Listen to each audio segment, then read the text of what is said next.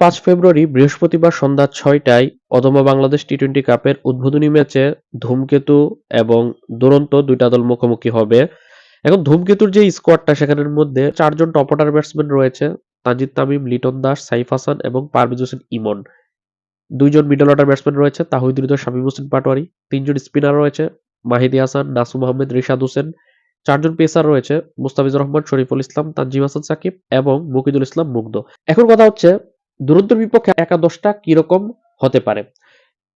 তার আগে একটা জিনিস বলে রাখা ভালো, এবারের অদম্য টি-টোয়েন্টি কাপে কিন্তু ইমপ্যাক্ট প্লেয়ার সিস্টেম চালু হতে যাচ্ছে, যেরকমটা আমরা বাইরের দেশের ফ্রাঞ্চাইজি লিগে দেখে থাকি যে 12 ম্যান ক্রিকেটার একাদশে এসে খেলতে পারে ইমপ্যাক্ট প্লেয়ার হিসেবে। সেই হিসাবে 13 জনের মধ্যে 12 জন ক্রিকেটারই খেলবে। তবে আমরা 11 জন ক্রিকেটার একাদশ কিরকম হতে পারে সেটা এই ভিডিওতে যদি ডিসকাস করি। আমরা এই দলের ওপেনিং এ কারা নামবে সেটাও অনেক বড় একটা প্রশ্ন। কারণ তানজিদ তামিম সদ্য শেষ বিপিএল এর তৃতীয় সর্বোচ্চ রান করার, ইমন বিপিএল এর সর্বোচ্চ রান করার। অন্যদিকে তাহিদ হৃদয় শেষ দিকে ওপেনিং করেছে বিপিএল এ, সেও দুর্দান্ত পারফর্ম করেছে ওপেনিং এ, সেঞ্চুরিও করেছে। সেই আবার সাইফ হাসান যদিও ফর্মে নেই কিন্তু সে যেহেতু ভাইস ক্যাপ্টেনের সাথে একাদশে থাকবে সেই হিসাবে তাকে ওপেনিং এর জায়গা দিতে হতে পারে। আবার ওদের লিটন কুমার দাসও আছে, অর্থাৎ অপশন রয়েছে ৫টা, যেখান থেকে ওপেন করবে ২ জন। এর মধ্যে তানজিদ তামিম কনফার্ম ওপেন করবে বাঁহাতি ব্যাটসম্যান, সেই হিসাবে ইমনকেও তো ওপেন করানো হতে পারে ওপেনিং এ। কিন্তু কথা হচ্ছে ২টা বাঁহাতি ব্যাটসম্যানকে তারা হয়তো বা ওপেনিং করাবে না, সেই হিসাবে তানজিদ তামিমের সাথে ওপেনিং এ এখানে সাইফ হাসান অথবা তাহিদ হৃদয় যে কোনো একজনকে দেখা যেতে পারে। ৩ নাম্বার পজিশনে লিটন কুমার দাস নামবে। সেই হিসাবে সাইফ হাসান যেহেতু ভাইস ক্যাপ্টেন তাকে নামানো হতে পারে ওপেনিং এ তামিমের সাথে। তামিম এবং সাইফ ওপেন করলে তিনি লিটন দাস। ৪ নম্বর পজিশনে নামবে পারভেজ হোসেন ইমন। আপনারা বিপিএল এ খেয়াল করেছেন সিলেট টাইটান্সের হয়ে শুরুর দিকে কিছু ম্যাচে কিন্তু ৪ নাম্বার ব্যাটিং করতে দেখা গেছে ইমনকে। মূলত ন্যাশনাল টিমে বিশ্বকাপে তাকে ৪ এর জন্য বিবেচনা করছিল উইকেট কিপার হিসেবে। সেই হিসাবে ইমনকে এখানে তারা ৪ এ নামাতে পারে। সেক্ষেত্রে ৫ নাম্বার পজিশনে তাহিদ হৃদয় চলে যেতে পারে। এখন তাহিদ হৃদয়কে কি তারা ৫ নাম্বার নামাবে নাকি ইমপ্যাক্ট প্লেয়ার সিস্টেমে রাখবে সেটা দেখার বিষয়। যদিও আমার কাছে মনে হয় যে তারা হয়তোবা এমনটাও চাইলে করতে পারে।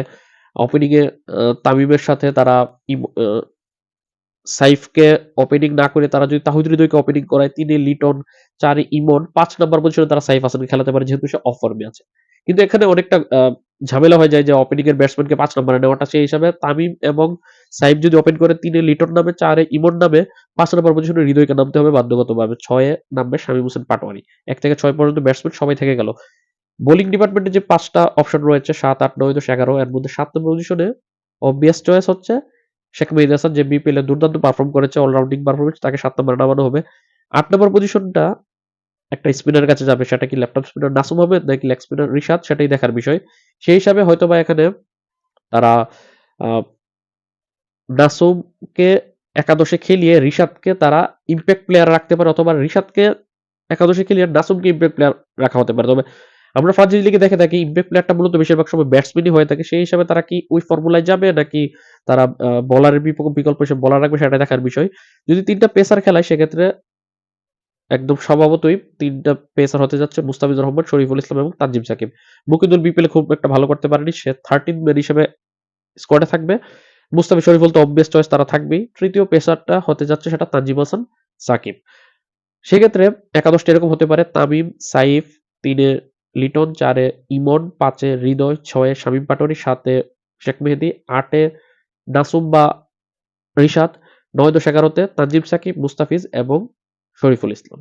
আপনাদের কাছে কি মনে হয় যে একাদশটা কিরকম হতে পারে সেটা অবশ্যই কমেন্টে জানাবেন। পাশাপাশি ধূমকেতুর স্কোয়াডটা আপনাদের কাছে কি মনে হয় যে ইজিলি তারা এবারে অদম্য টি-টোয়েন্টি কাপে বিট করবে, নাকি খাতা কলমে যারা পিছিয়ে বাকি যে ২টা দল তাদের সুযোগ রয়েছে সেটা অবশ্যই কমেন্টে জানাবেন। তবে খাতা কলমে তো ধূমকেতুর স্কোয়াডটা বেস্ট, কারণ এই স্কোয়াডটাই কিন্তু বিশ্বকাপে যাওয়ার কথা ছিল। কিন্তু মাঠের ক্রিকেটে যারা পারফর্ম করবে তারাই জিতবে। কারা বড় দল সেটা কিন্তু ম্যাটার করে না। আপনার মতামত, আপনার পছন্দের একাদশটা অবশ্যই কমেন্টে জানাবেন। আর নেক্সট ভিডিওতে আমি দুরন্তর স্কোয়াড বিশ্লেষণ এবং একাদশ নিয়ে খুব শীঘ্রই হাজির হব। ততক্ষণ পর্যন্ত ভালো থাকুন, সুস্থ থাকুন। আল্লাহ হাফেজ।